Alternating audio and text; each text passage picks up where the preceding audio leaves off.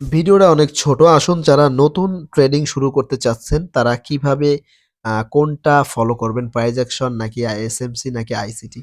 তো তাদের নিয়ে একটু কথা বলি। ভিডিও মাত্র ২ মিনিট, আই মিন ২.৫ মিনিটের ভিডিও, বাট কথা থাকবে অনেক গুরুত্বপূর্ণ।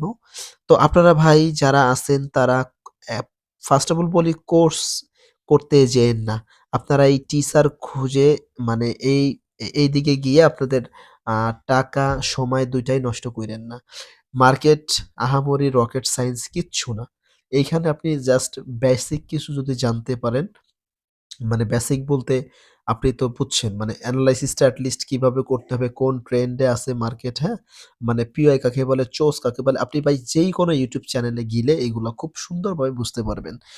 এই ট্রেডিং এর মূল একটা আমি মূল মন্ত্র বলি কি জানেন?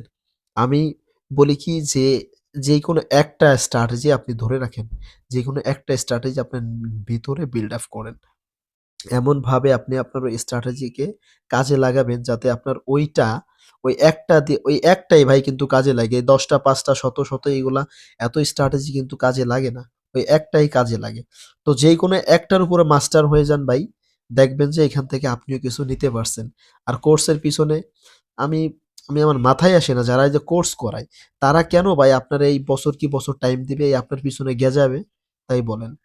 কেন গেজাবে? সে যদি পারে এখান থেকে কিছু বাইর করতে, তাহলে আপনার পিছনে কেন টাইম দিবে?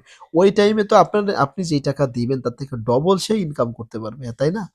তো আমি এইজন্যই বলি যে কোর্সের পিছনে না দৌড়ায়ে বেসিক কিছু নলেজ নেন, অ্যান্ড আপনি যখন ট্রেডার হয়ে যাবেন না, তখন দিন শেষে আপনি একটা জিনিসই বুঝবেন যে আসলে ১ম এ এসে এই সেশন, এই বা বা নিউজ, বা ফেয়ার ভ্যালু গ্যাপ, এই চোস, আপনি কত স্ট্র্যাটেজি আছে।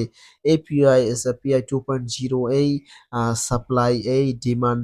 অবশ্যই এগুলার দরকার আছে। বাট আপনাদের যেইভাবে আপনাদের কোর্সের টিচাররা যেভাবে দিতে চায় না, এটা মারাত্মক গুরুত্বপূর্ণ এই টাইপের আসলে এমন কোনো রকেট সাইন্স না ওইটা। অনেক সিম্পল।